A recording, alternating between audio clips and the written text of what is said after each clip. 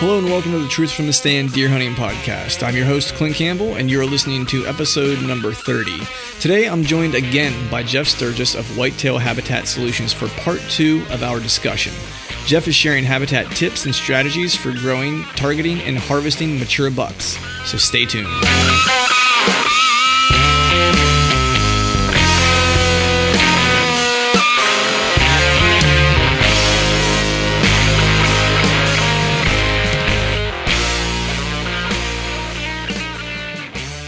All right, welcome back. You're listening to another episode of the Truth from the Stand Deer Hunting Podcast, episode 30. And today we are doing part 2 of the Jeff Sturgis conversation. If you listened to episode 29, that was a session where we talked to Jeff about public land and private land hunting and how to kind of target specific mature bucks in both of those scenarios. And today what we're doing is we'll be discussing how Jeff likes to set up a property, a private land property for targeting specific mature bucks. Jeff has a wealth of knowledge in this area as well. He's a habitat specialist. He owns a consulting company where this is what he does for a living. I would say you'd be hard-pressed to find folks any better in the industry that know how to set up a property or build a smarter mousetrap for targeting specific mature deer and setting it up for optimum hunting opportunities. But with that, before we dive into conversation with Jeff, as always, or as the most recent podcast and going forward, I am joined by my esteemed colleague and co-host, Johnny Law, Johnny Utah Mulligan. What's going on, my brother? Man, it's going, dude. You know, it's all right. Not doing too bad here in Pennsylvania. Got a little bit cooler weather finally. It was crazy hot the past, I don't know, like 2 weeks, which was just ridiculous. And I'm getting just a little bit of a reprieve, where I think today's high was like in the very low 80s or like 79, which was like glorious. So I actually made it out to the archery range after work and did a dive bomb in there real quick and threw some missiles downrange, which was pretty great. I actually was back home, or I passed through back home this weekend and stopped by my Bowtech's area. And dude, I don't know about you, but your Bowtech, I think in many ways is kind of like might be sometimes more important than family members in my book. Because it's like, I feel when I get back from visiting, it's this guy Ryan back home in Bedford that I go see, and every time I leave his shop, it's like I have the utmost confidence in my bow, and I shoot lights out for probably like 2 weeks after I go see him. Then after that, it's I don't know if the magic wears off or what. I don't know how you feel about that, but yeah.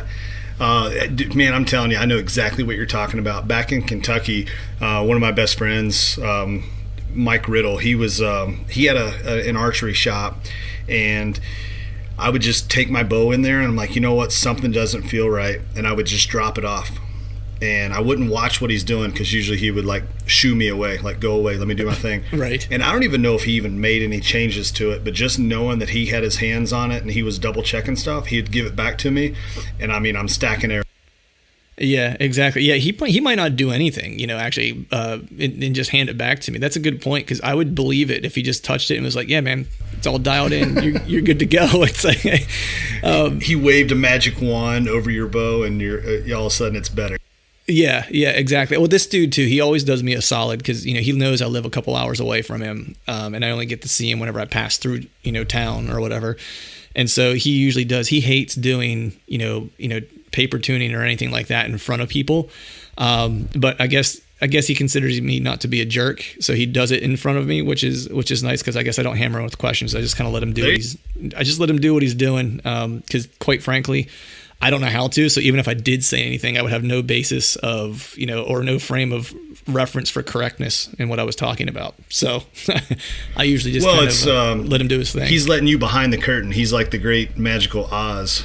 And you're getting to go behind the curtain and see the magic show, Yeah, exactly. Well, the magic definitely happens on the range for a couple weeks. I actually changed my setup a little bit, man. I went with a heavier arrow, which is kind of crazy considering I've been shooting the same kind of setup for a little while, and we're getting ready for the Montana trips. I know you and I both have Montana trips coming up, and but I went with a little heavier arrow, a little stiffer arrow, and I went to 125 grain tip or point. Really? Yeah.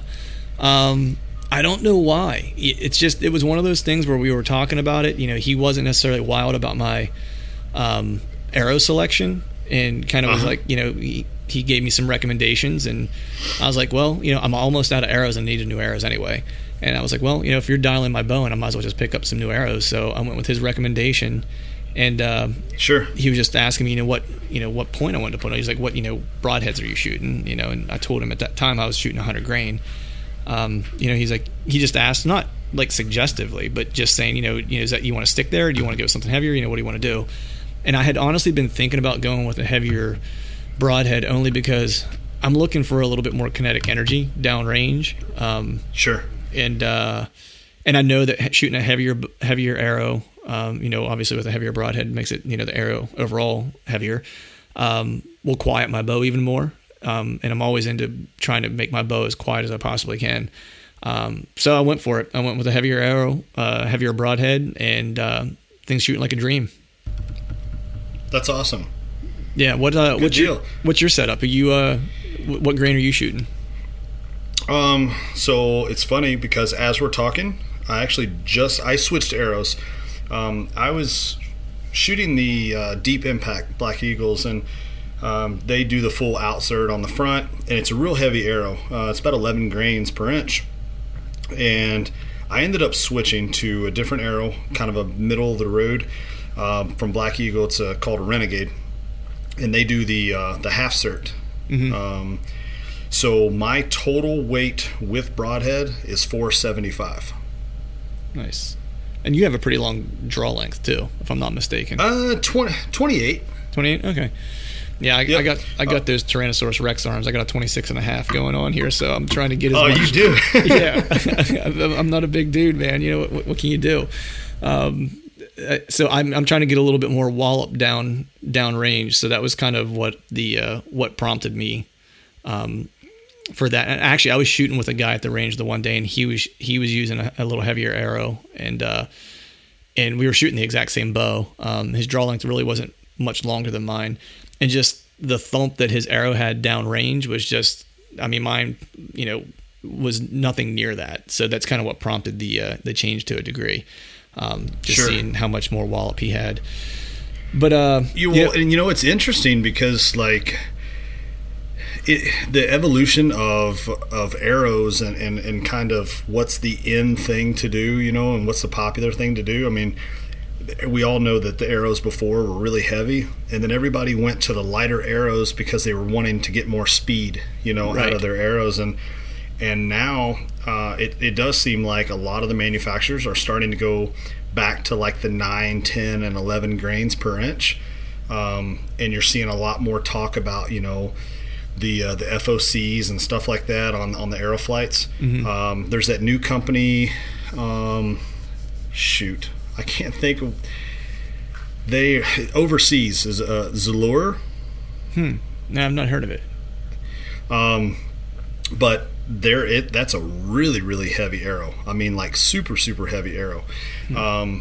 So it is interesting to see how some of that is kind of changing, and I like that. I mean, if you've got the poundage, you know, there's bows, they keep getting faster and faster and faster. I mean, what are we going to do? Get it, you know, as fast as the speed of light? So I kind of like that, like what you're saying, you know, get a little more wallop, you know, that a little more impact, a little more kinetic energy. I like it. Right, and that's kind of was my thing. It's like I'm shooting a pretty fast bow, you know, even with my short draw length. It's like I'm still getting pretty good speed out of it, and you know, I was, you know, the old saying, you know, it's the placement of the shot's going to be the telltale whether or not it happens or not. You know, just make the correct shot, and it doesn't really matter how quick your bow is. There's plenty of dudes out there, you know, killing deer, shooting 50-pound draw. You know what I mean? So, so. Yeah, and you can kill them with a field point, you know, as long as you hit it in the right place. Right, exactly. It's, you know, I started, I think, paying a little bit more attention to my setup overall too. I started reading some stuff like you were saying about front of center and starting to try to figure out what all that means, and you know, trying to understand my the flight of my arrow a little bit better, and the things that go into that, and how you can kind of help yourself in that regard.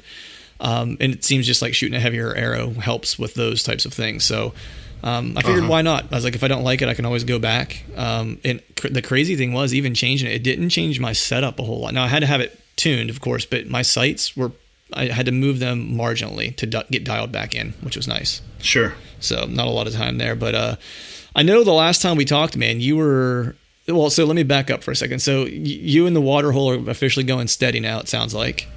We are going steady. We've had several dates now. It's getting pretty serious. Thinking about settling down with the water holes. Right. Yeah. So it looked like you finally got some rain, and so I got to ask you: Are you getting good camera inventory over those water holes? Is it kind of playing out like you thought, or? Oh, it's insane. I mean, it is absolutely insane. Like, it started before I even had water. Deer and turkey both were just piling in there, and I don't even know what they were going there other than curiosity or whatever, but right. Or exposing some different clay dirt or something, but as soon as we started getting rain, the water hole started filling up with water, and I went and I did one camera card pull on one of them just to kind of check it out.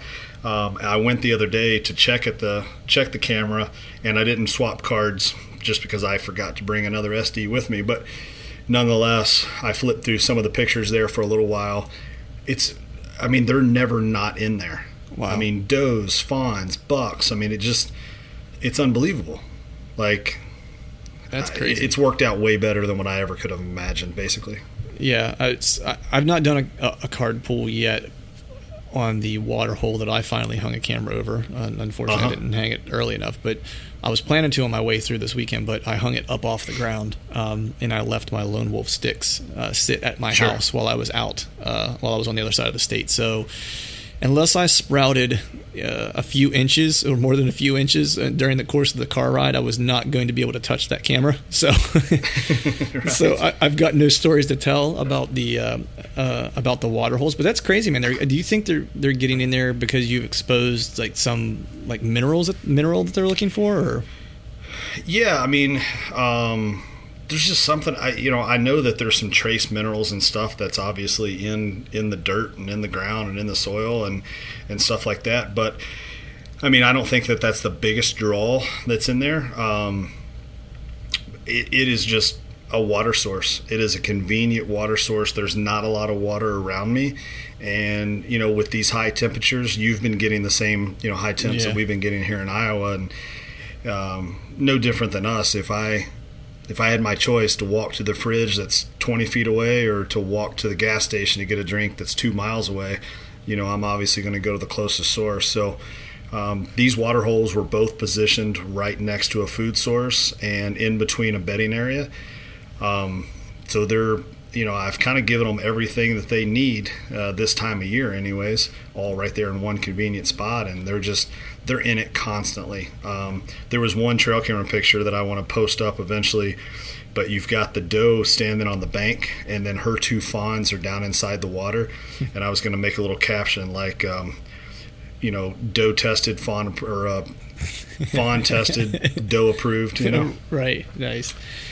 Yeah, but yeah, it's neat, man. It's super cool, and it's just fun. We talk about this, you and I, all the time, is how much fun it is just to keep playing with your property and tweaking things and doing something differently, and you're providing something back for the deer and for the habitat there. And I've had some other critters that have been in there checking out the water, which was awesome that they were able to get in and then get back out. Nice. So that's been cool too. Yeah, that's awesome, man.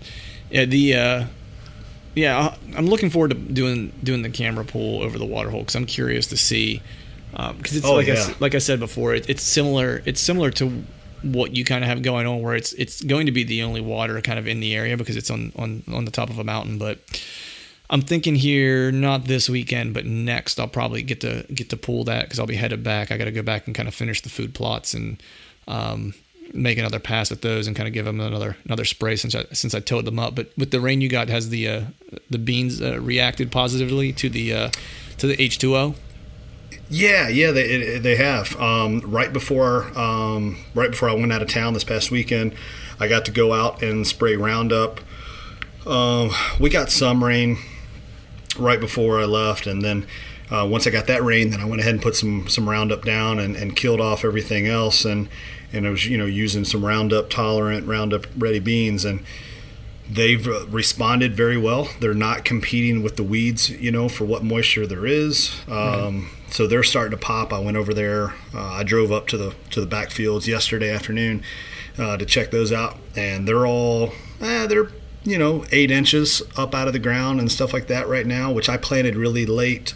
Plus, I had that dry spell, so it almost feels like I really just had germination a couple weeks ago. Wow. Okay. So they're doing their thing. I'll keep an eye on it, and if I can, I would like for those 2 plots to stay bean plots, but I may end up broadcasting, a plot topper kind of a thing just in case. Right. Yeah. Got to cover all bases in that regard. I got just a little bit more food plot work to do. I got a small parcel that I'll be hunting this fall. I'm doing a little bit of suburbs.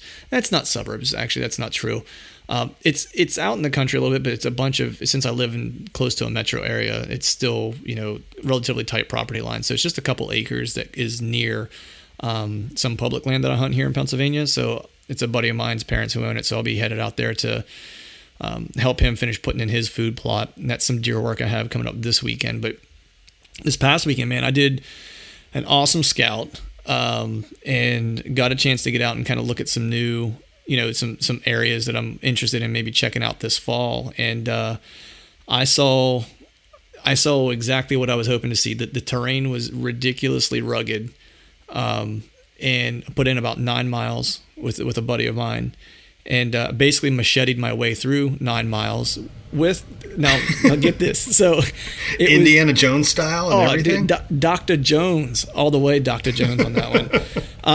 But it was, so I macheted my way through 9 miles with my buddy. It was, it's a mutual friend of ours, Chad Sylvester. I was out there with him. But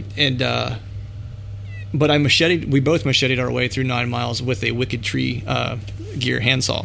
Neither of us had a machete. Good man. Yeah, so it is jungle tested and Clint approved. It can help you get through the nasty. It was ridiculous, man. I'd never walked through things that thick. So I get out. So I meet up with Chad, and we're going to do some glassing the first night. And I got there kind of late because I was, where we were headed. It's kind of a bit of a drive for me. And I get there kind of late. We got enough time to try to get to a place to do some glassing. And I get there and I'm like, hey, do you want to do some glassing real quick? And he's like, yeah, jump in the truck. So I jumped in his truck. We took off because we met at some little church, to kind of meet a meet-up point because we were kind of out in the middle of nowhere. That way I didn't get lost. And is this where he put the bag over your head and so you couldn't see where you're going and all that kind of stuff? Yeah, you'd be familiar with that, Mr. Johnny Law. I'm sure there's been a bag in your closet before. So we jumped in his truck. We go to glass, and I'm totally not thinking about. So, there's one thing in this world, two things in this world that I hate. One is snakes, which this place has a lot of them, which I knew of. I thought I knew, and then he confirmed when I got there, which made me not feel great. And then the other thing is bug bites. I can't stand it. I'm not allergic to much I'll put it this way. I'm not allergic to anything that'll kill me. I'm only allergic enough to things that will just drive me nuts. You know what I mean? So anytime I get bit by anything, it's not enough to go to the doctor really, but just bad enough to where it's the normal bug bite someone gets and it goes away in 2 days. I'm going to have it for 3 weeks and it's going to swell up the size of my head. That's just how it works. And I have all these bites. Yeah, I have all these bites all over me already from hanging out in the woods with my family the previous weekend. And hey, one word, DEET. Yeah, dude, it doesn't matter, dude.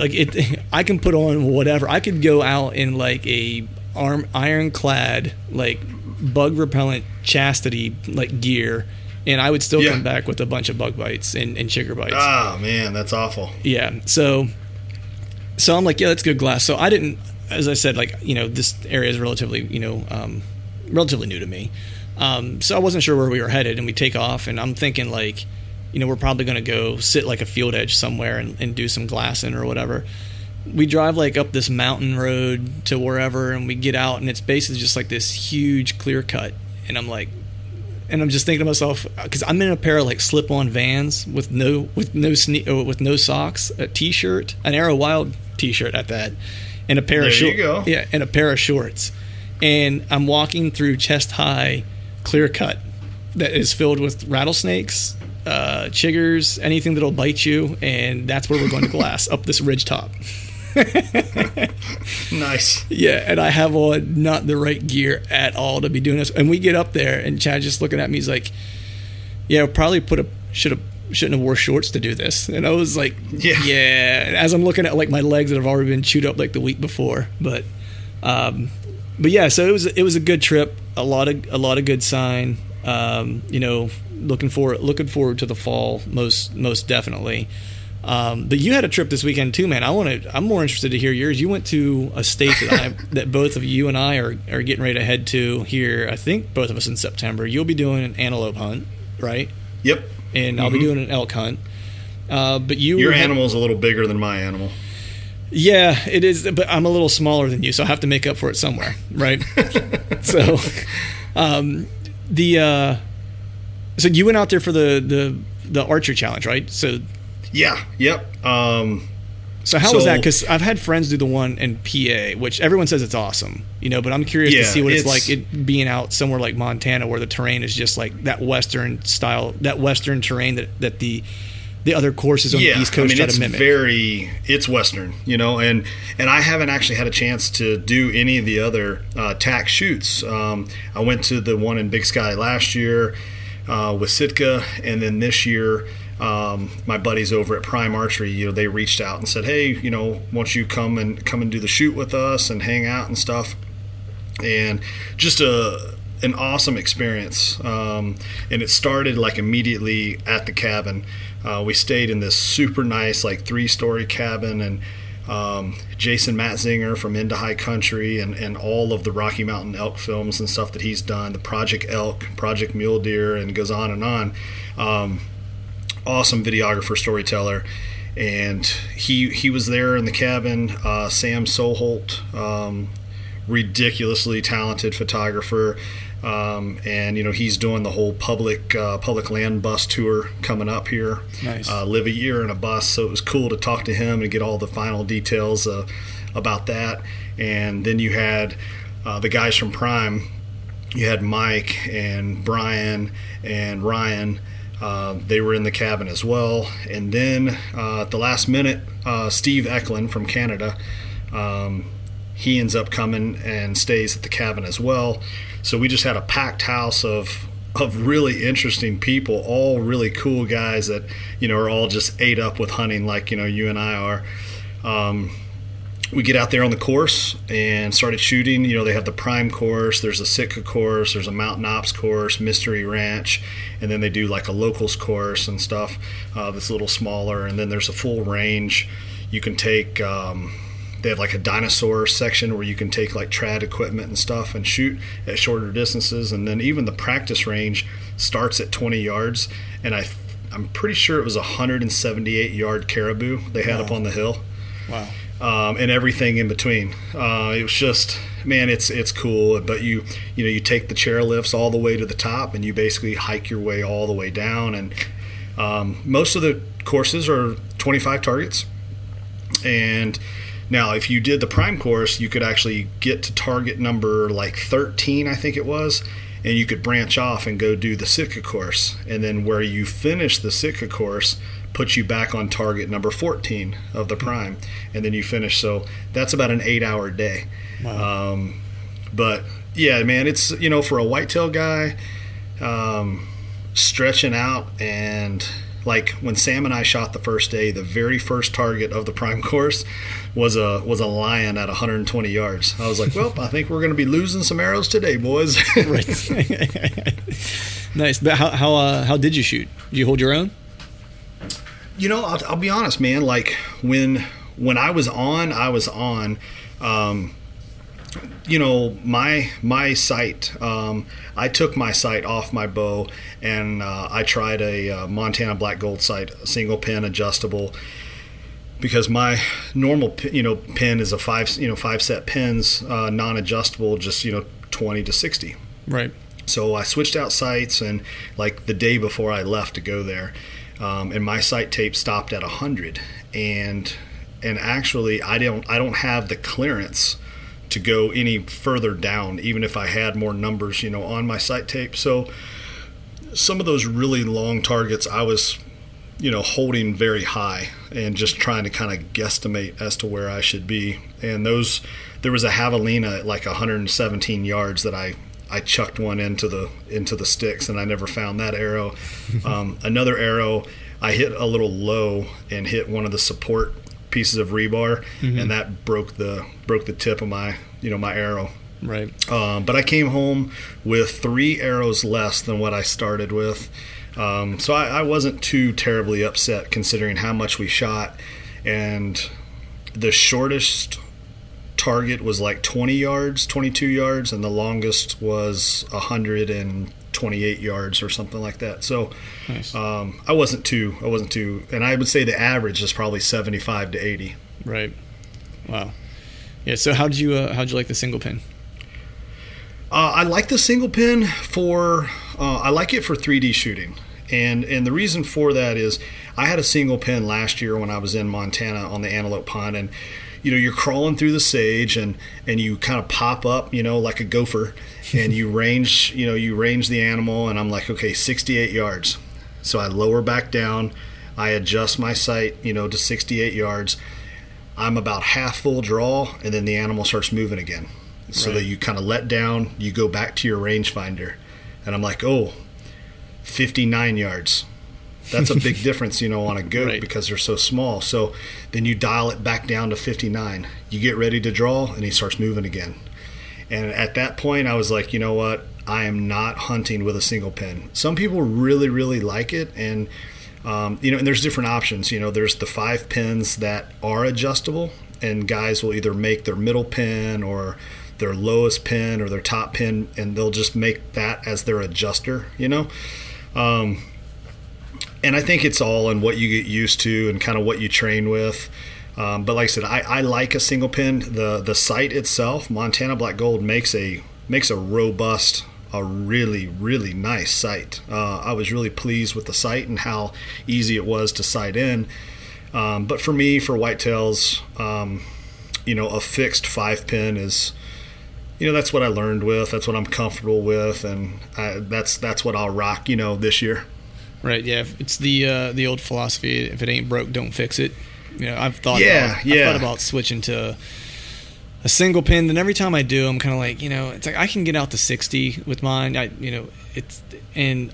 don't anticipate ever really taking a shot further than that, except maybe when I hunt out west. But that's not going to be, I hope that it's an every year thing. But it's, even then, it's like, am I going to shoot?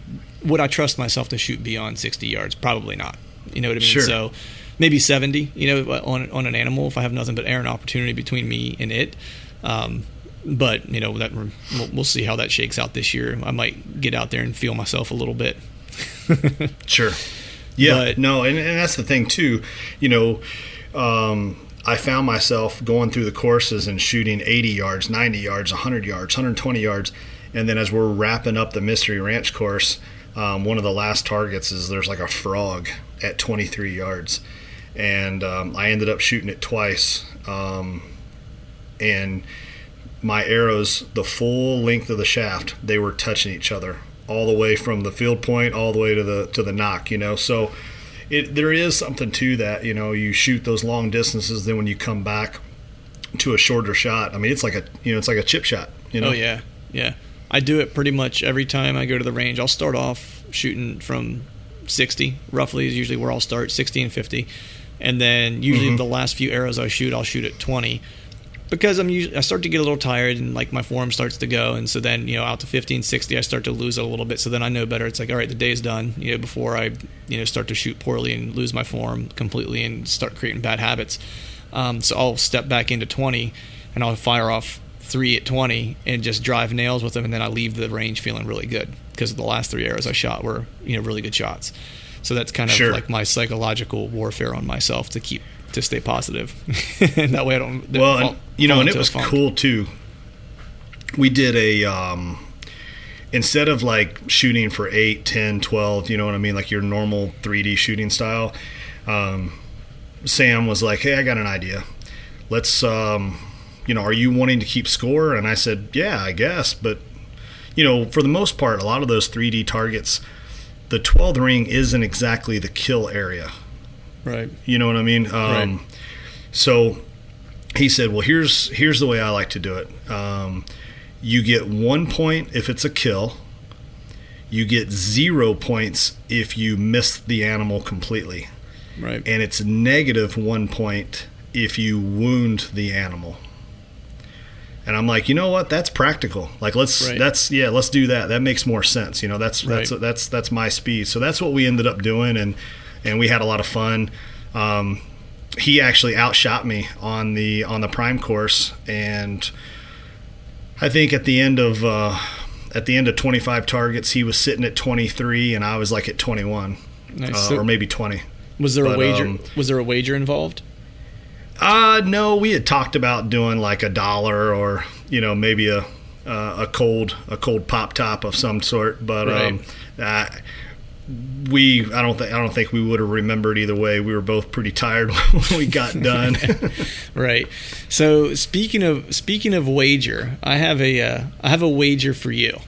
So remember, if you remember the last record we did together, it was now that you're fully vested, what we'll call fully vested Yep. in the Truth from the Stand Yep. podcast as the co-host. The professional courtesy goes out the window, and I think you even said knuckle up, time to knuckle up. So I've got a wager for you, and this is actually so Chad and I are going in on this wager together. I'm putting Chad on the spot here too. Okay. So you're in Iowa. Right, I'm in Pennsylvania. Chad lives in Ohio.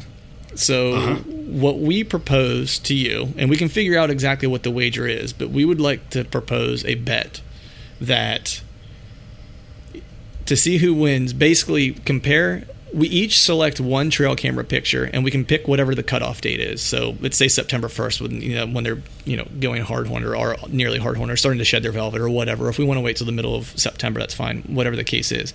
But anytime between the summer velvet to when they turn hardhorned, we'll pick an arbitrary date. What date do you want to pick? Do you want to say like September 15th or something like that, mid-September? Sure. Okay. We can each select one trail camera picture for submission to see who has the biggest buck on trail camera. Okay. And the winner, will be determined. Maybe we'll put it out on social media. You can put it out on Arrow Wild, both pictures. I'll put it out on the Truth from the Stand social media, the pictures, and we can have people kind of vote, what is the biggest. And we'll try to get a good guess. I don't know if maybe you have a buddy or something where we can kind of have someone eyeball those that's really good at kind of scoring on the hoof, and say, yeah, that looks like a, one, whatever it is. Sure. And then the winner of that will then, so what I will offer up, we'll have to figure out what you want to offer up, but what I will offer up is that if you win, you will then be the master for one episode on the Truth from the Stand podcast, where you will be the host. I will be your Robin to Batman that day, and you can kind of run the show.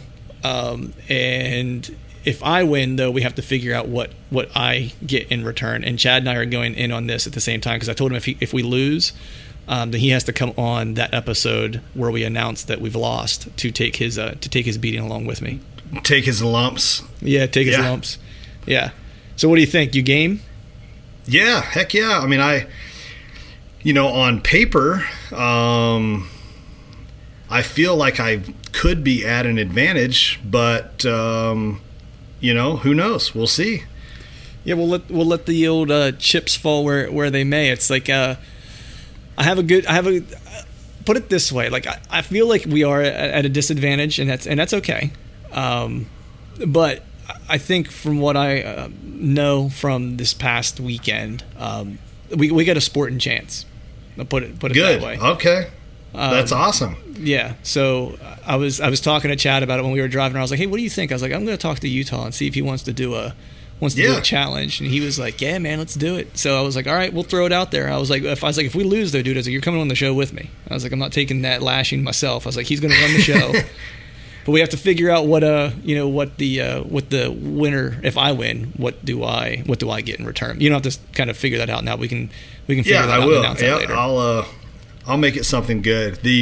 So last year, one of my buddies that I work with, he came up with a contest, and he said, okay, this is your first hunting season in Iowa, and he hunts in Tennessee. On some family managed ground that they've been food plotting and supplemental feeding and stuff like that, for years and years.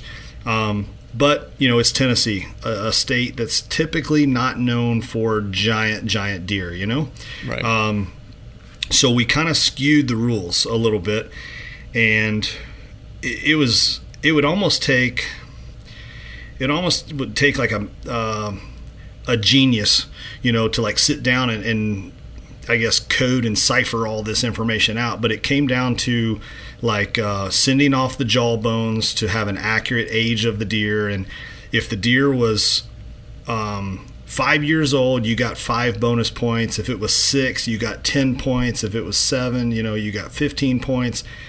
And then basically his score on antler size started at 120 inches.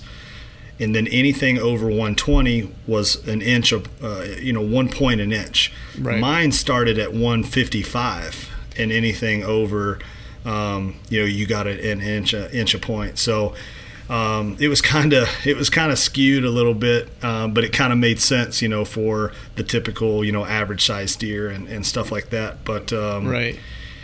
And you know what? I don't think we really followed through with it. I was gonna say that sounds like a lot of plussing, man. It was kind of neat, Yeah, that's a lot of mathing to be doing. It's like after a couple pops, I don't know that I would care anymore. Yeah, I know. I'm like, oh, we got to send off the jaws and all kinds of stuff. But I wouldn't end up with. I know I didn't end up with any points. Mine was just a 4-year-old last year on the jaw size. Right. But and my deer didn't break 155 last year actually. So. It was a nice deer. He would have kicked my butt if he shot a 121. He won, right. even with a point. So. Right. Nice. So we have our trail camera challenge kind of Yep. thrown down, and I know we're running a little long here, and I want to make sure we get to the conversation with Jeff. So man, I think with that, the only other piece of information I wanted to share was that we do have Truth from the Stand trucker hats now. So anyone out there? Yes. Yeah, so we got some cool trucker hats. I posted a picture on Facebook. I think there's one on Instagram floating around somewhere. They're cool. I like them. John, you'll have one in the mail here soon. And cool. Anyone out there listening who wants to get a Truth from the Stand trucker hat, you can hit up the website. I have a shop there now, and there's a very limited number. I did a very small limited run, so it's just kind of a little bit of a hat inventory for those who might be interested to pick one up. You'll be the super cool person at deer camp, probably the only person at deer camp with a Truth from the Stand hat, so it'll be the talk of deer camp, and pick one of those up. It's like being the cool kid in school. That's right, man. Yeah, that's what I figure. Like, we'll keep it limited, man. We got to keep the club small at first, It's an intimate thing. But with that, man, I don't have any more updates, and I want to make sure we get to Jeff's information and talk about setting up land to hunt specific targeted mature bucks on public land, and how to set that up and build a smarter mousetrap. For sure, and also his take on water holes. Yeah, I'm pretty sure he's going to mention something about water holes. He is the water hole king, that guy. But with that, let's go ahead and turn it over to Jeff and see what he has to say about targeting mature bucks on private land and how to set up habitat to do just that. Before we pick up our conversation with Jeff, I want to share a word about our partners at Exodus Outdoor Gear. As most of you probably already know, Exodus recently launched their Lift 2 camera. Great picture quality, amazing video, and of course their industry-leading no BS guarantee are just a few reasons why you should pick one up. They're also hooking up all the Truth from the Stand listeners with a $20 discount at checkout when you use the promo code TRUTH at ExodusOutdoorGear.com to make your purchase. Now let's pick up our conversation with Jeff about creating habitat for targeting mature bucks. I wanted to change gears here. I know you've got an incredible amount of expertise, particularly, when it comes to, property and habitat management. I've read your two of your books, the Whitetail Success by Design, and then the Mature Buck Success by Design. And the Whitetail Success by Design book had me. Now when I see Roadkill, I look at Roadkill differently now than I ever have in my entire life. Just by what you were kind of mentioning, as far as you can tell a lot about movement in an area when you see roadkill along the road, because there's a reason why a deer is choosing to cross that area. So especially whenever I'm driving places where I might want to consider hunting, I kind of look for where deer are getting hit along the road for places to potentially start. But I wanted to dive in to try to help some of those folks who are listening, who either own their own land or have access to land where they have the ability to manipulate the habitat to build a better mousetrap, so to speak.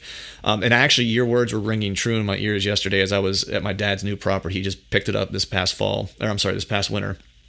And he's only had it for a couple months, and I've got a chance to scout it a little bit, and I did some turkey hunting on it, and I put in a small plot.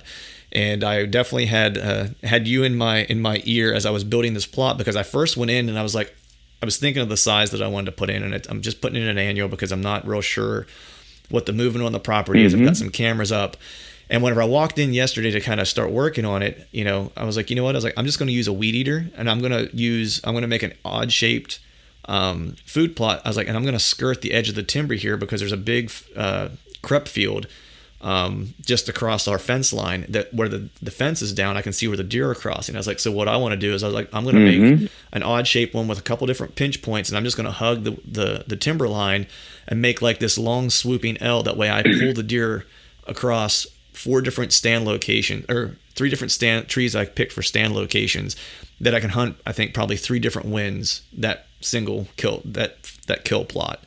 And after and it was funny because I was glad we were getting ready to record this podcast, because otherwise it may not have popped into my head right away. Because I was actually had a lot more work cut out for myself until I thought of that. And I was like, man, I just reduced my work, and I probably, increased the efficiency of what this is going to do. So I wanted to kind of walk through, for an example, I'm a person who gives you a call, and says, hey, I have a farm that I need some help with to make some enhancements to, and I want to hunt, and target specific bucks, So where do you start, whenever you're getting ready to make these habitat improvements with a blanket slate, or a clean slate piece of land?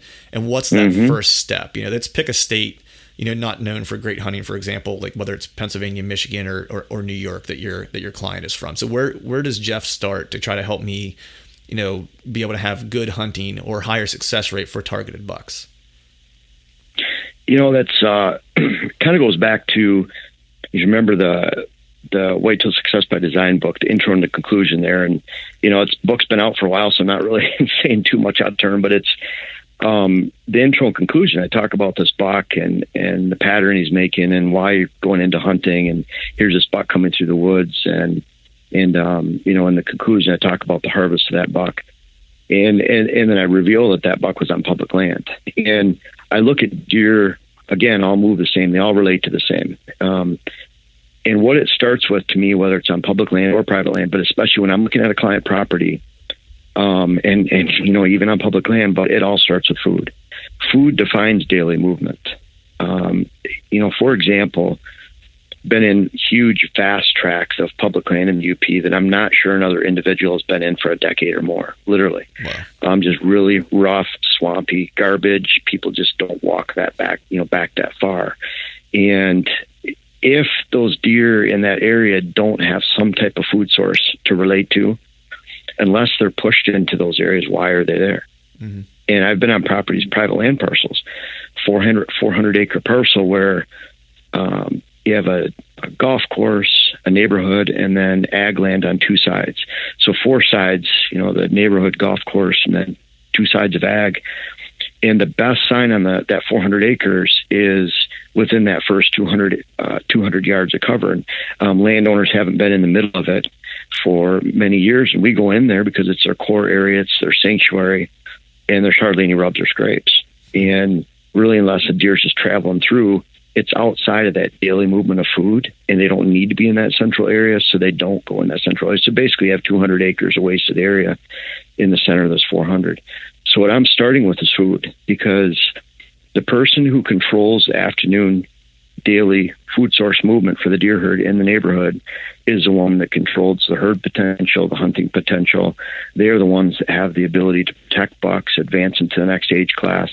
And so I'm looking at where can we put food on this property that we can complement the neighboring cover, and then at the same time still leave enough cover, which is at what I call depth of cover, to where you can actually expect that does love to bed next to food sources. They'll bed as close as they can, and they'll move 100 yards every day just back and forth to their food and then go wherever at night. But so I look at that movement of here's food, here's doe bedding, and then finally here's buck bedding opportunity. And so I'll go to a property even in Buffalo County, where it's just, you know, famed county for shooting giant bucks, but it's also got these big finger ridges of hardwoods. And you'll see food plots down in the valleys, for example. And you might have a finger ridge that comes down that goes up 150 to 200 feet in elevation, and it's just all open hardwoods. So kind of imagine the only spot deer could bed would be on that top of that finger ridge. And so you have the food down at the bottom, you go 200 yards up to the top, it's all open timber in between, and really there's some does bedding on top, and you literally don't have any room for bucks because you go down the back side of the finger, and again, it's ag land or food plots down on the other side. So in that case, you have food, but then you need to work on that cover adjacent to the food so that you can pull those does off the ridge, bring them down closer to the food where they want to be anyways, maybe improve a bench halfway up to offer some thick cover and some bedding cover. Maybe you're even completing a timber harvest on that entire chunk right there, so you can actually start to have potential bedding layers next to that food, and then halfway up that ridge, and then at the top of the ridge. And once you start having 2 or 3 layers of potential bedding and potential adequate bedding, it doesn't even have to be perfect. It just has to be bedding opportunity. Now you all of a sudden in that 200-yard area have room for does down at the bottom, some does in the intermediate area, some smaller bucks, and then some mature bucks up at the top. And so really look at food, and once you have that system in place, which is the same system you kind of want to look for on public land, now you can have an assemblage of stands that make sense. You're hunting these intermediate stands for cruising, for potential maybe deer traveling to food in the afternoon, and you're hunting closer towards the food. And then you're also, in the evening, and then in the morning, you give yourself the opportunity to come in from a back door entrance and actually come to the back side of that bedding area, maybe up on top of that ridge, and wait for those bucks to come back to you in the morning, which is, a really precision opportunity for hunting bucks. So I look at it like you start with that food, and then that gives you the bedding opportunity. And then it's a matter of how does that relate to your access? How does that relate to your neighboring hunting pressure? Of course, you can imagine all the different topographical and habitat constrictions that are already there on the property. For example, a swamp versus a steep ridge versus hardwoods that a landowner wants to manage for long term. So you have to take in all those factors. Let alone the ability of the particular landowner to actually walk up to get up to that top of the ridge, or are they going to drive?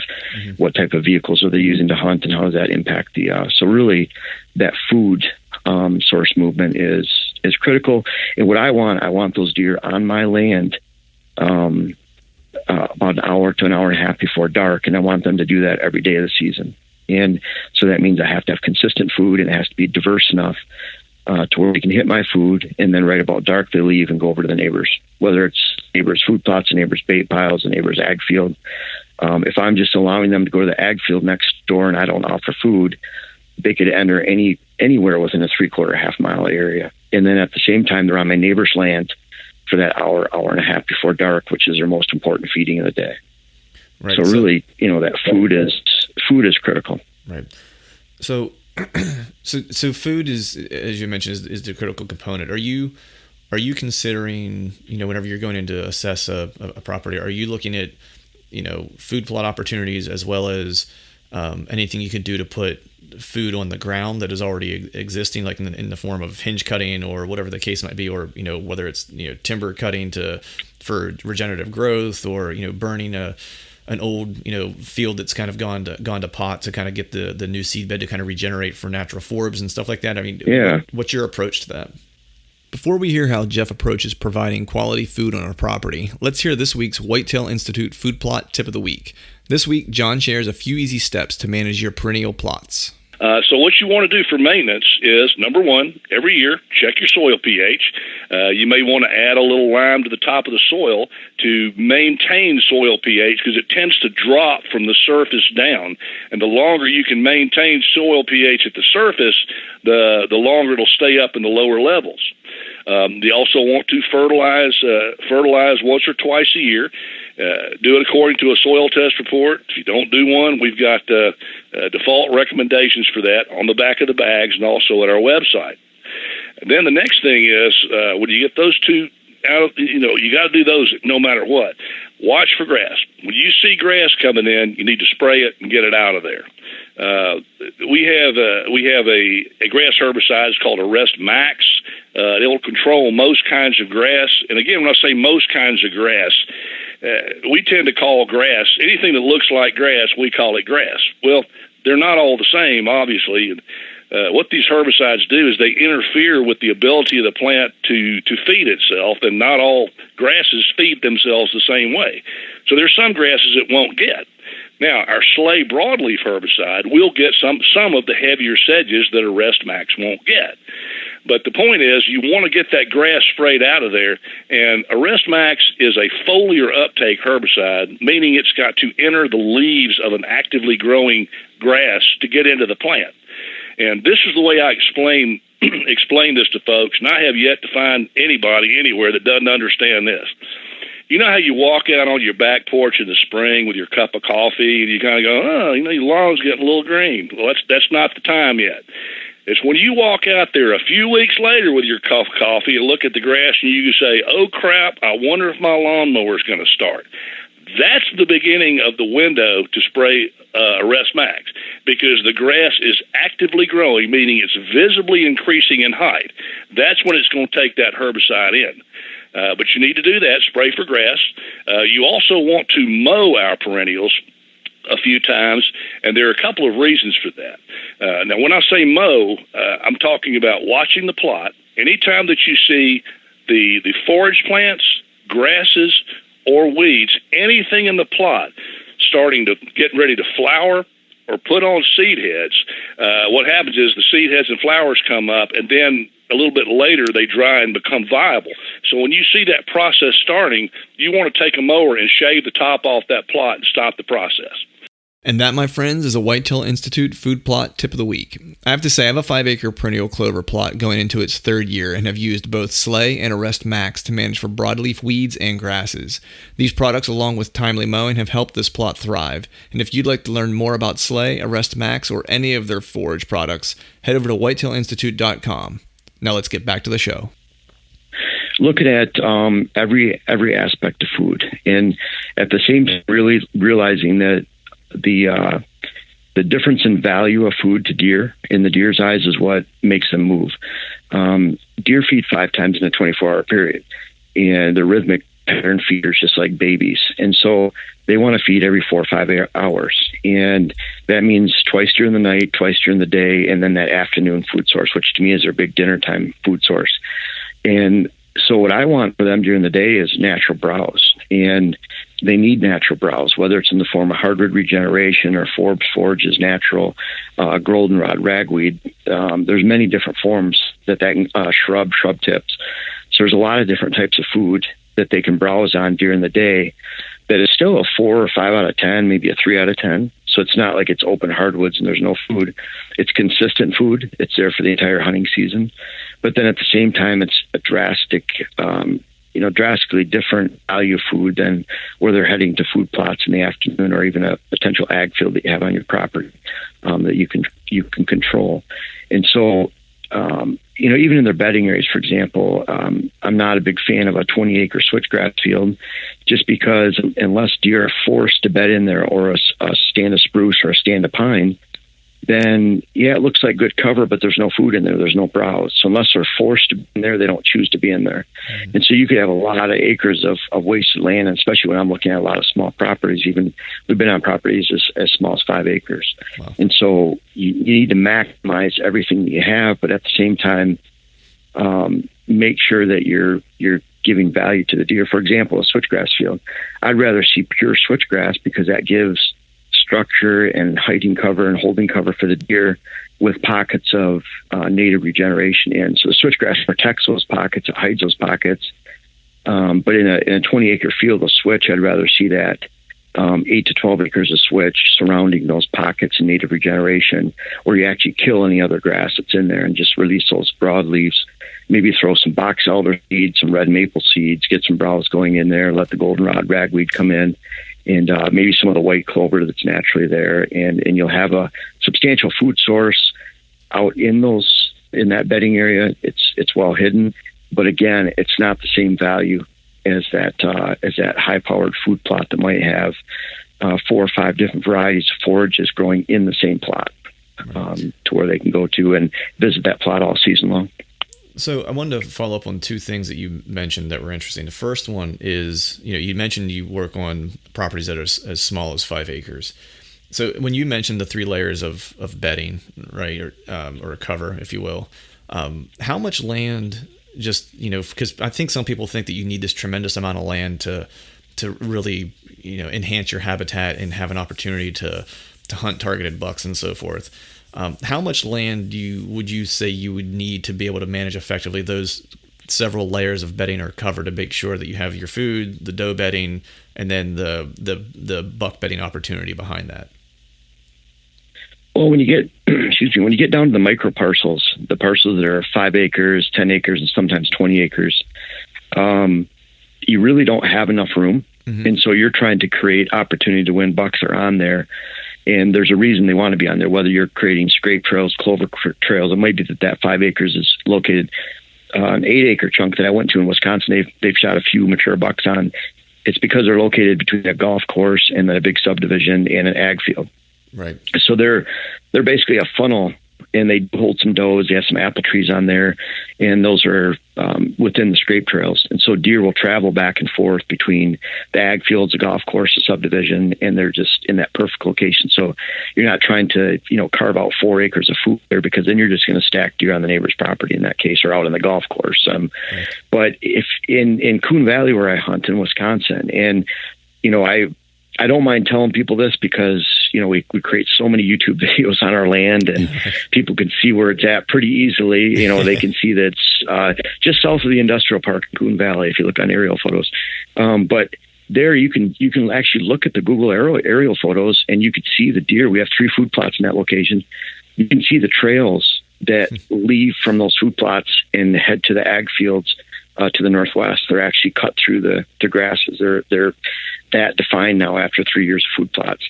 The deer that come to those, we're looking at 200 to 300 yards to where you get the backside of that buck bedding. And so in ag land, deer are used to living in tight quarters. You go to northern Ohio, where you might not see a tree in 2 miles in any direction. I've been to a client there where they had 26 acres, neighbor had 20. That was the biggest chunk of land of cover within 2 miles in any direction. It was extremely flat. Those deer used to being compartmentalized. You might be able to fit that food source to backside bedding movement within 150 yards, 200 yards at the most. Or you go up in the UP in Michigan, and I'm shooting a buck on public land that's feeding on bait piles 3/4 of a mile to a mile away, and I'm shooting at 10:30 back in his bedroom. He's literally the movement there on that big, vast public land to those bait piles and back, which is their primary food source at that time of year, is going to be about 3/4 of a mile to a mile. Usually they're not within a quarter mile. They don't tolerate that level of stress. And so you really adjust. And so when I'm looking at a northern Wisconsin property, or northern Michigan, northern Minnesota, upstate New York, even big woods of Pennsylvania, big woods of Kentucky, I'm keeping that in mind, that deer are used to a lot of space. So the front side to back side of movement, you need a lot more acreage. But when you get into mixed ag and heavy ag, literally you're looking at 200 to 400 yard windows. And so you're looking at, here's the food, and these are the directions those deer can come in, and you're creating micro movements that either come into an assemblage of food sources in one location or separate food sources that all relate to each other. Man, that's the fact. It's crazy that from an aerial photo you can actually see the deer trails moving from one place to the next. Did you look it up while I was talking to you? No, I didn't. Did you happen to look it up? Or yeah, I'm totally going to look it up now, because that's just incredible to be able to see. You're talking about really defining a travel pattern there that you could almost set your watch to. But I want to stay on the topic of cover here for 1 second, only because it's there's in reading your Whitetail Success by Design, there was a concept in there that you had that was it was, I guess, eye-opening for me and how I look at timber or how I look at land, especially whenever I'm helping my father-in-law make improvements to his, to our farm and so forth. And that's depth of cover. So I heard you mention that just a few minutes ago, and I just want to make sure that the folks out there listening kind of understand what depth of cover is and its importance. So, I mean, if you could kind of give us a description of what that is and what you mean by that and what the effect of it is. Depth of cover is a really important concept to me. And, it really relates to, again, we talk about, deer might travel a mile, a mature buck on public land, and then that 200 or 300 yards on private land. But once you figure out that balance for your region and where you're located, a 40-acre parcel, for example, if you put 5 acres of food in the middle of it, if you do the math, when you go from the edge of the food to the edge of the property border, you can have about 155 yards of depth. And by the time you need 30, 40 yards to access your property and, for any wind and move around the outside, you're not left with a lot of depth that you can actually house does and then bucks. On the flip side, you take that same 5-acre chunk of food, you put it on the front side of a 40-acre parcel, and now you have well over 300 yards of depth that you could potentially house does and then bucks and even a mature buck towards the back as it relates to that food source. So that depth of cover, it goes back to what I find. And, I have the luxury of scouting basically buck bedding areas and deer habitat for a living. So, and it's kind of cool to see how the deer relate across the country because they're not that different from each other. For example, an area in Maryland or Delaware might be similar to lower Michigan in terms of, the percentage of cover and the type of food that's there.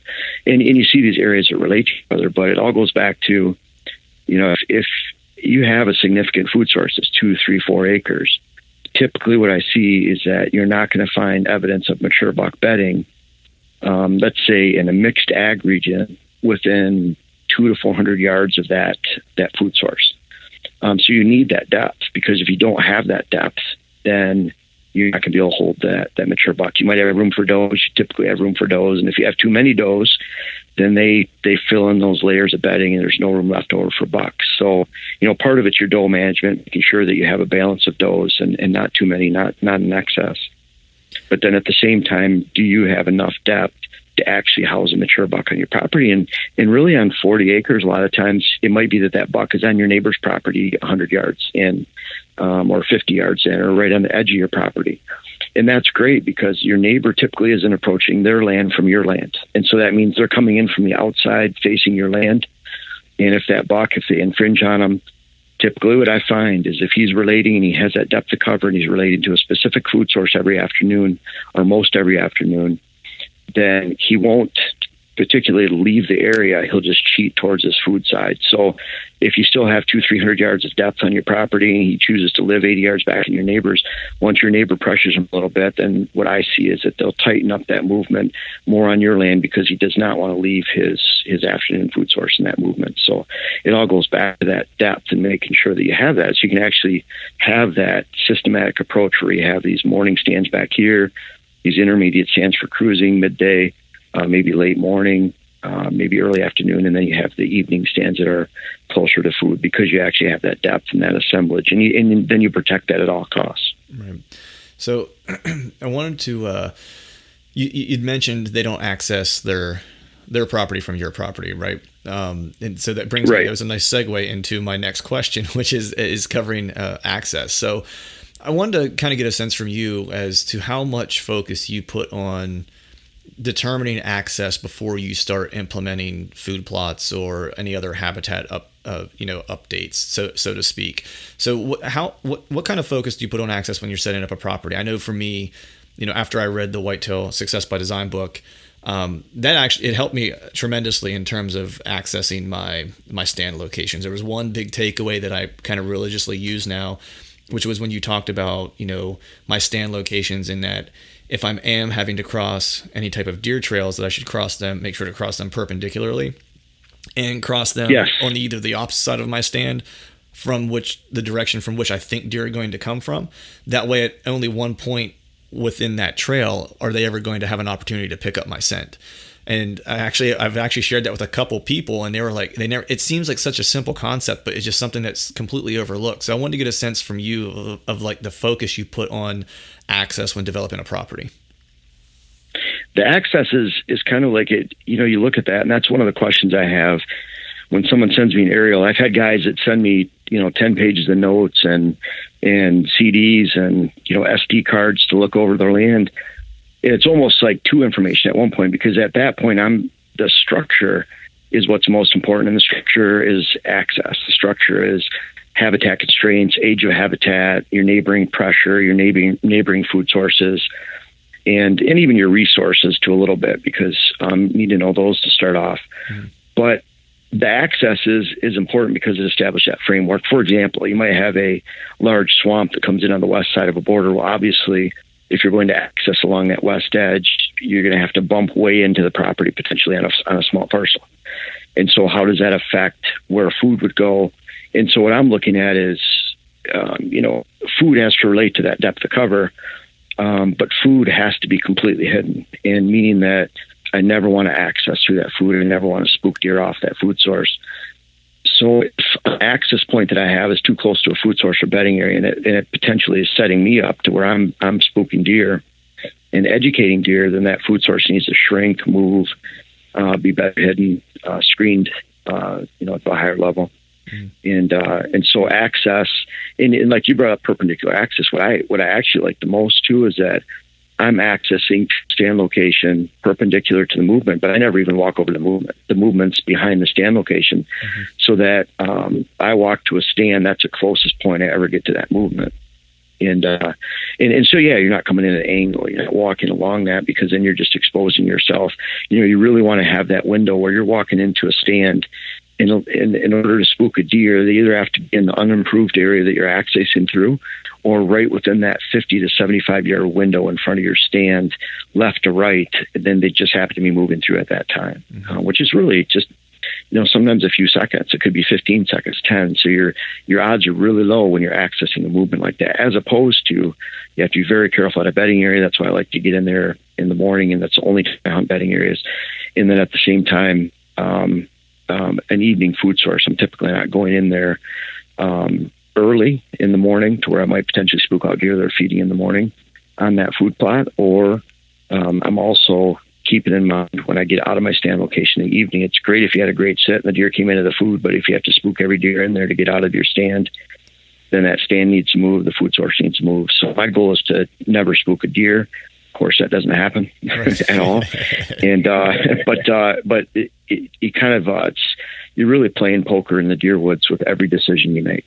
When you choose to hunt a stand, what is the percentage of chance that this is a good day? Is that a good stand? What percentage are you playing? And then your access. You're going to spook deer, but what can I do to limit spooking deer? So maybe your spook rate goes from 30% to 13%. You're still spooking deer, but a drastic reduction. And that has a great impact on your potential of building a herd, building a quality hunt, and then actually enjoying the hunt for the entire season instead of the first 2 or 3 sets. Right. It's interesting that you mentioned, setting up for opportunities or successful hunts throughout the season. That's kind of what this next question's about.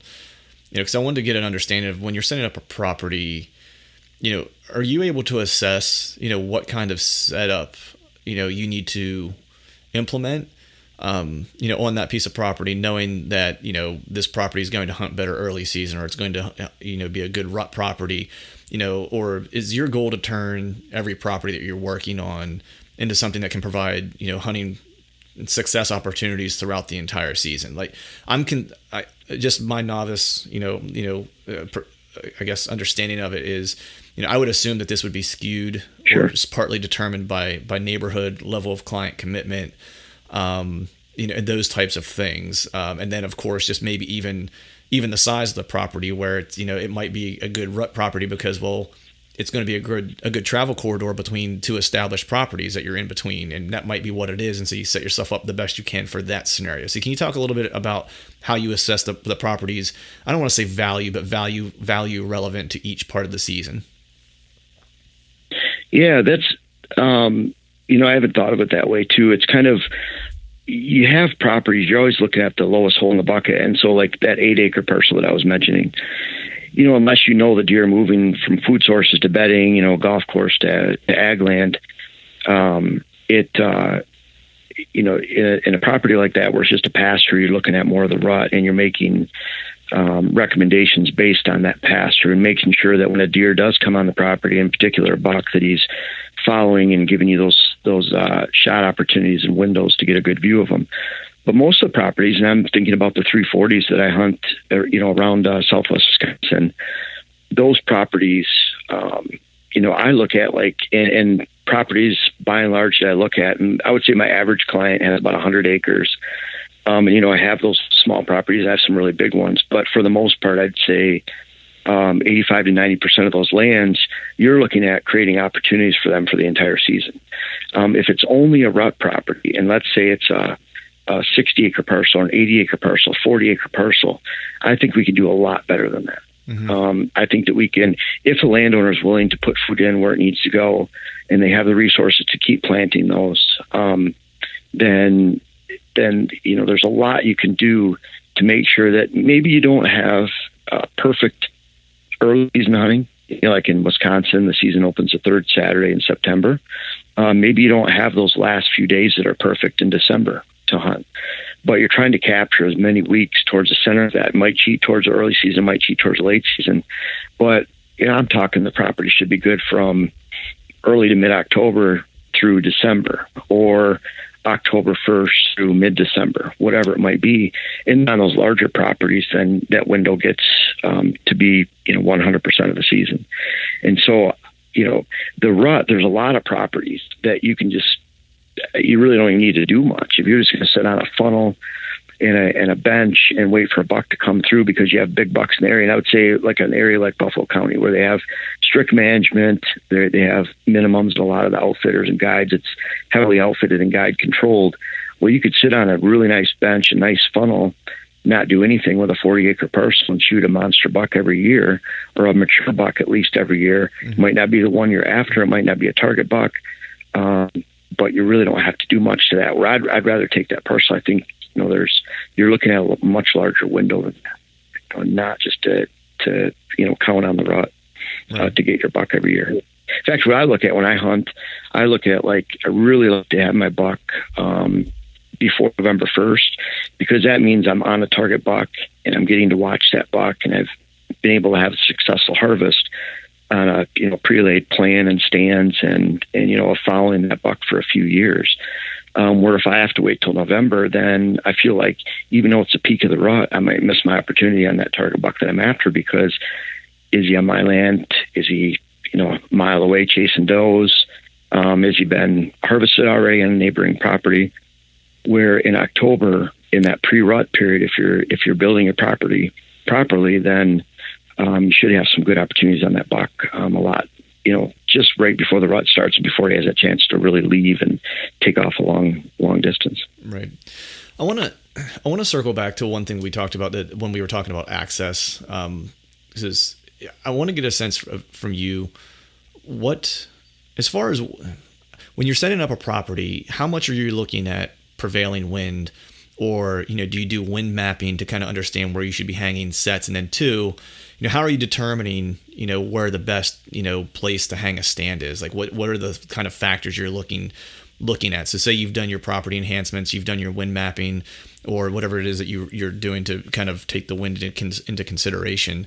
What for you is like the telltale, like this is the spot we need to place a stand on this property. These are the handful of spots where we should have stands.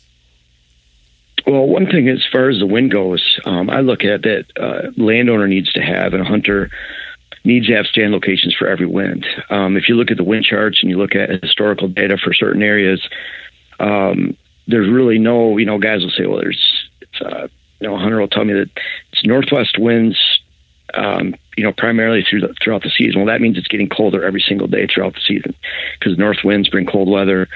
And on the flip side, if it's south winds every day, that means getting warmer, and that means there's no rain. There's fronts coming in through every 6 to 10 days, 12 days at the latest, and they'll have east winds on the front side of that. And then if it's a cold front, the heavy north winds. If it's a warm front, you'll have the south winds on the backside. As far as wind direction goes, you're really looking at, you're creating long lines of movement, and you're creating opportunities for deer movement that are parallel to your borders and stay inside your borders. And what that does is it creates stand opportunities over a long distance, over a long pattern for just about every wind location. And so that being said, what I really like about hills, and this is what you'll look at with clients, and I have the Habitat Day coming up on Saturday, and we're going to look at specific wind locations to where you can actually cheat the wind, so that you can hunt high, even if it's at your back in the morning and have a buck below you and not spook them. You want to have a side wind across the hill that's getting sucked down into a hollow in the evening, and you need to pay attention to the wind 2 to 3 hours before dark, and then it'll shift and start to change to fall that last hour when the temperatures change. So you need to plan that whole sit out accordingly. And so what I'll do is, a lot of times, not every client, but I would say 1/3, probably, maybe 1/4 to 1/3 of all my clients will go through every stand location. So on a typical 40, there might be 12 to 14 stand locations. We'll go through every stand and talk about it's a morning stand, an evening stand, and hunt with these winds. And so it makes sense to the client and to the landowner too, because I look at this stuff every day, so I can look at it and say, yeah, this, use this stand here and this backside of bedding, use it with this wind. But I can imagine, I've had some of my clients tell me that their head's spinning by the end of the day. And I'm not trying to do that, but I'm trying to make sure that when I leave, for one, the plan is drawn, they can see it, they have their stand locations, they can begin working on it immediately. But two, I want them to have, it'll make sense to me, but it's got to make sense to them. And part of that is going through each individual stand location. And finally, with the stands themselves, I'm looking at not crossing deer movement. So let's say, and I just use this example, it's at the top of a hollow, and this change in elevation is going down 400 feet in elevation below you. It takes a quarter mile to get to the bottom.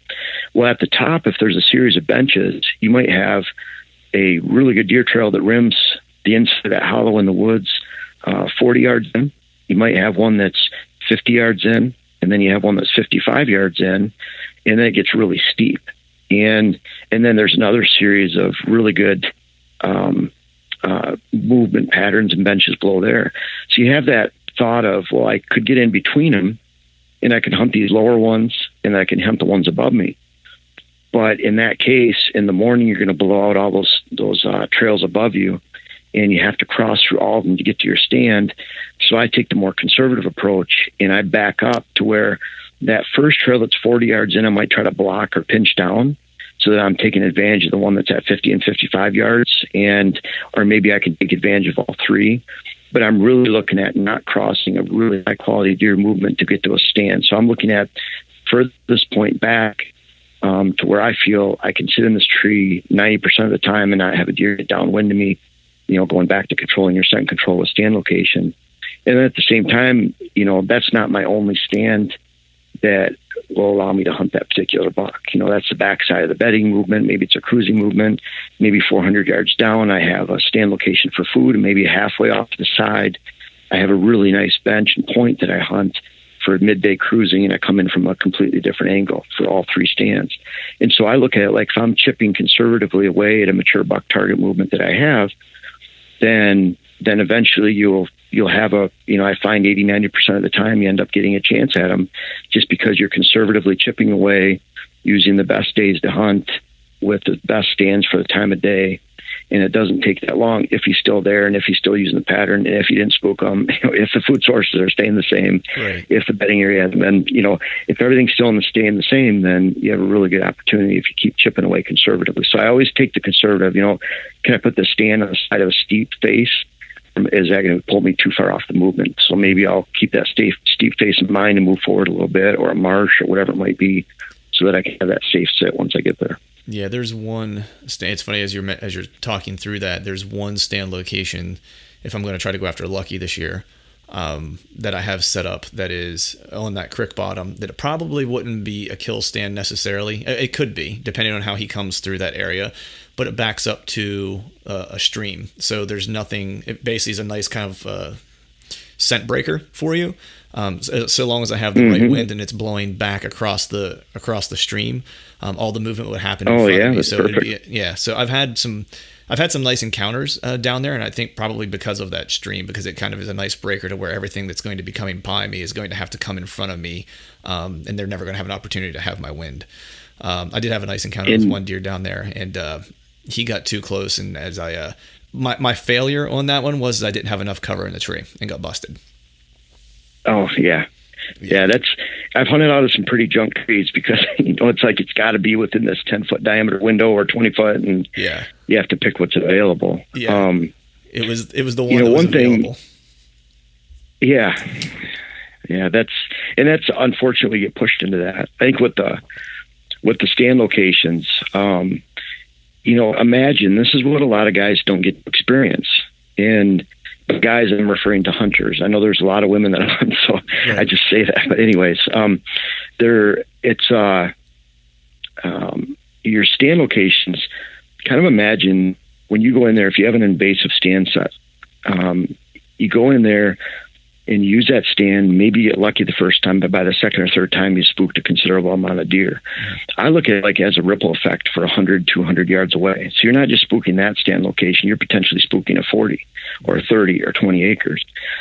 And that's, I think, a lot of times what's happening. Guys, or even if you're waiting till that rut time, you say, well, I'm going to go into this invasive stand, but I'm in the center of activity, and it's kind of a one and done. You either get them or you don't. On the other hand, if you conservatively chip it away, and like you're saying with that stand you're talking about by the stream, that could be a potential stand location that you could hunt over and over again throughout the season. Over and over again, maybe you might hunt it 6, 7, 8 times. And to where you can count on getting a good sit every time you have it. And if you multiply that by 10 or 12 stands on a 40-acre parcel, then your odds of not only connecting on a target buck or hunting a buck, but actually having the ability to build a quality herd, to protect young bucks and to advance them to the next age class is extremely high. And it's something that's ultimately what I try to do for myself, and then at the same time, hopefully bring to the table for my clients. Right. So I know we've kept you here for a little while. I have two kind of parting questions for you. One is a kind of a loaded question, but Sure. Since we're coming up on the early part of the season here, I wanted to get Jeff Sturgis's top 3 tips for early season hunting. So do you have any kind of, things that you kind of are, lock, stock, and barrel that at the beginning of every season, early season hunts, that you have as far as an approach is concerned? Yeah, I love early season hunts where you really put a premium on that evening hunt. So again, not going back to where I don't want to use a morning set that potentially might ruin that evening set that I'm planning on. So I really put a premium on evening sets, and that's where, I've even client stories. You might have a late September cold front, and I had a couple clients in late September, early October that were following the cold fronts, and they both shot some bucks. The one was a Bowman buck. I think it was 212, 220 out, and he made that long trek. He normally wouldn't hunt that time of year, but he was watching the cold fronts, which is critical. Make sure that you're not hunting on a 90-degree day because the bucks just might sit back in the shade until dark and not come out. 2, you're relating to a food source movement in the evening. And 3, if it's in a dry location, water can be golden at that time of year because deer that are bedded dry, and it's in the early season when everything's hot, and then they're bedded dry all day, meaning there's no water, there's no swamps, creeks in their bedding area. And you can add a water hole on the way to their evening food source. They've been sitting dry all day. Often their first stop will be on that water on the way to food. And so if you're hunting with a good cold front, you're hunting that food source movement, you might be hunting over a water hole or an early season scrape setup, mock scrape setup, or even mock scrape and water hole. Often that's the perfect ingredients to lead to a really, really great early season hunt. And you're hunting bucks that, again, are unpressured, and you hopefully will have been able to establish a pattern for the weeks leading up to that hunt. Nice. Yeah, there's I've read, I've read a lot of your articles as you kind of talk about water holes and so forth. And this new property that we picked up, that my dad picked up, has a couple freshwater springs that run on it and actually is dammed up into like a large pool. So I'm looking forward to some early season hunts around that, and it just so happens to be on its way to the food plot that I'm putting in too. So that's perfect. Yeah, that was not by mistake. It was by some of the stuff I've picked up from reading a lot of stuff that you've put out over the years. And I know that you have kind of talked a lot about watering holes, and this was just the other farm that we have. There's a stream on it, and there's a large creek that runs on a trout creek. And then there's a couple smaller streams on the property. So there was never any want or need on that property, as there was always food or a water source readily available. But the last thing here I want to ask you, I just want to ask you to take us on a hunt with you. I want to go on a memorable hunt with Jeff and get every detail from the time you step out of the truck, and maybe startle some folks as you're getting dressed on your tailgate, back to the tailgate story with the harvest. Yeah, that's a good one. And you'd given me this question ahead of time, and I thought long and hard about this. And really what jumped into my head about this is that it didn't involve a hunt for myself. It was for Jake. Mm-hmm. He was would have been when he was 10 years old. And he could go gun hunting in Wisconsin. And that was, I knew where I wanted to be, and it was difficult. Jake was 10 years old. I'm used to going in, and I can't say that I'm always in the best of shape, but I'm used to walking a lot. And so for me to go up 300 feet in elevation to get into a bench isn't a big deal. Right. But Jake and I started, we had our old lease by the Conservation Club, and I'm a life member there and a member. So then I'm able to access through that to get to our old land. And, just going in with Jake, I knew what he would see. This was a special hunt to where we were going to get fairly invasive for a gun season sit, that we would sit all day. And I wanted to get up to a little bench where we could see the rim around us in a lot of benches. I wanted to get in far enough to where I thought we could be at the edge of deer movement, but not so far in that we were getting past it and potentially spook deer. I can remember Jake several times on the way in, he just huffing and puffing, and I was too. and just stopping in the dark. We went in very early, and I had the tent on my back. We're carrying the gun. We had 2 chairs. We're carrying everything in because I couldn't go set up on that and potentially spook deer at any time during the season. Right. So we're going in the dark, and Jake, I'm sure we stopped. It's probably a half-mile walk in, but all uphill. And you go up about 300 feet in elevation altogether in that spot. And we stopped many times. And I can remember Jake, he's at that point of giving up. And, I have to give him that encouragement where, Jake, it's going to be light in just a little bit, in an hour or, 2 hours, whatever. And, 2 hours from now, 3 hours from now, you might be seeing the biggest buck in the woods. And, he'd never shot a buck. And so we're walking in, and I tried to encourage him as much as possible. And I can remember getting a little frustrated, at that point, but we're there, and we both made it. We set up the blind, and, he sat in there, and we both had our favorite candy bars and, snacks. And, this is a hunt with my son. And it was, that hunt and getting in there and having to get light and having a smile on his face. Finally, he's caught his breath and settled down. It's comfortable. And we start to hear some deer moving and seeing around, and we're not really seeing much. And pretty soon we see antlers down in the drainage, and it was 50, 75 yards down, and it looks like a pretty decent buck. And sure enough, the buck popped up on the trail, and I was looking through the scope just to make sure what it was. And when it popped up there, I was certain it was a shooter, and sure enough, it was a nice buck. And Jake said, "I want to shoot him. I want to try to shoot him." And of course, I said, "Well, it's your hunt." And then I gave the gun to him, and he made a really nice shot at 75, 80 yards and put it right through the lungs. The deer went up the bench to our right side, and it fell down right there. And literally, Jake just buried his head into my chest and cried. And we both sobbed. And and I actually videotaped a portion of that, and that's something I'll treasure forever. But It was, the whole thing, and what we do on our properties. We sit till dark when we're gun hunting, and then we leave, and so we don't spook any more deer. But Jake and I went up there and snapped a few pictures, and it was a beautiful 8-point that we had pictures of for 2 years. And Jake, with his little round face and rosy cheeks at that time, he's gotten a lot taller and leaner now in these days. But he's holding that; those antlers look so huge next to him. And that night, all the friends there, we meet at a local restaurant bar. They have prime rib on Saturday night, the stockyard there in Coon Valley. And so imagine Jake, he's there with 7 or 8 of my friends, and people coming and congratulating him. And we all went out together, and I think 2 or 3 pickup truck loads and got Jake's deer. So, that's awesome. That whole experience with Jake, and I know that it meant a lot to him, and that was awesome. It was, it beat anything that I shot or any hunting experience that I could share. And so for the last, so that was, he was 10, 11, 12, 13, 14, 15. It was 14. So 10, for those 5 years, I've hunted with Jake on opening day. Mm-hmm. And it was, it's kind of shifted that focus of, I haven't had my own opening day for gun season. Right. And I've greatly enjoyed those sits with Jake, right.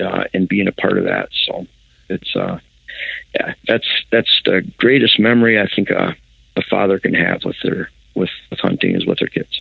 Man, that's a great story, and I don't know how we would top that. So that feels like the appropriate bow to place on this deer hunting package for this week. But before I do let you go, if you wouldn't mind, let the people out there listening know where they can find out more information about you and about Whitetail Habitat Solutions. Well, our Whitetail Habitat Solutions website is www.whitetailhabitatsolutions.com. Currently, there are over 400 whitetail strategy articles on there. I believe we have 70 to 80 videos between the site and on YouTube too. We also have Whitetail Habitat Solutions Facebook page, which we are very active on. I have Twitter and I use it sometimes, but our Instagram, we update our Instagram just about every day. And so we are on Instagram, Facebook, and then of course the website, and that's where we post all the articles too, and then we'll release them on Facebook. And then we really try to follow Dylan, who I employ. He's a great photographer, and I pretend to be sometimes. and we put some nice pictures on Instagram, and so we try to follow, especially what we're doing on a daily basis through our photos on Instagram too. Nice. Hey, Jeff, I appreciate you coming on, and everyone out there listening, be sure to give him a follow on all of his social media channels and check out the site. It's one of those places that I've made a consistent stop in my voyage for whitetail knowledge. I'm never disappointed by what I'm finding on the site. It's been tremendously helpful to me, not to mention the books as well. So be sure to check out the website and make sure to hit his social feeds and give him a follow. But Jeff, I do appreciate you taking some time this morning to come on and talk some deer hunting. It's been a pleasure, and I look forward to chatting soon. Yeah, I really appreciate it, Clint. I'm hoping we can run into each other scouting Ohio this year in the coming weeks, so that'd be great. But really appreciate the conversation. All right, folks, that's a wrap for today's show. Just want to thank Jeff for joining the program. Super happy to have Jeff for the past 2 episodes. Tons of content that he shared, great information. 2 episodes that probably warrant a re-listen just because of all the great information that he shared. Probably not able to get it all in one pass, but be sure to head over to whitetailhabitatsolutions.com and follow Jeff on his Instagram and Facebook pages as well, to be sure to stay connected with all the content that he and his team are continuing to put out. And I'll of course place all of the links in the blog post show notes to his web properties. Also, want to thank all of you for tuning in and giving me a part of your day. Be sure to hit the iTunes subscribe button so you don't miss any of the upcoming guests or episodes. There are a few in store that you want to definitely tune into. And be sure to follow along with us on the Truth from the Stand Instagram and Facebook pages. And if you'd like to get involved in the show and have us or a guest answer your questions, or if you'd just like to recommend a topic for us to discuss, email me your suggestions at truthfromthestand@gmail.com, or click the email button on our Instagram account and leave us a message. And finally, I need to give a big shout out to our partners that continue to help us make this podcast possible: Whitetail Institute of North America, Exodus Outdoor Gear, and Lone Wolf Portable Tree Stands. And until next time, We'll see you. Gotta get